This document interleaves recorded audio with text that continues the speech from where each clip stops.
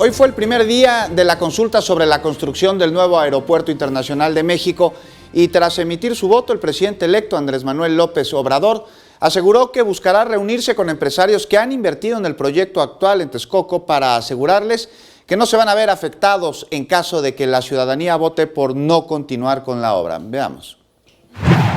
El presidente electo Andrés Manuel López Obrador llegó hasta el centro de la alcaldía de Tlalpan para emitir su voto por una de las dos opciones que concretará el proyecto del Aeropuerto Internacional de México.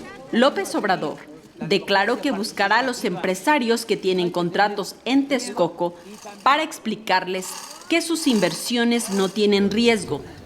Son como 5 grandes empresas las que están trabajando. De ellos, lo que he sabido, incluso algunos me lo han mandado a decir, de que no hay ningún problema, que van a ser respetuosos de lo que decidan los ciudadanos.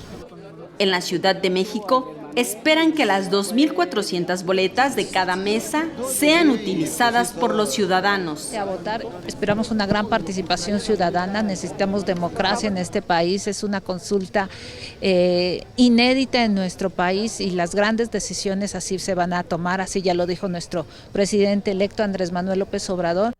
A nivel nacional se instalaron 1.073 mesas de votación en 538 municipios dentro de la República Mexicana, los cuales representan alrededor del 80% de la población.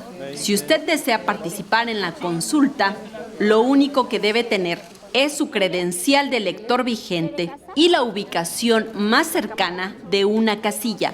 En las imágenes, Liber Rodríguez, Saray Mariscal, 21 Noticias.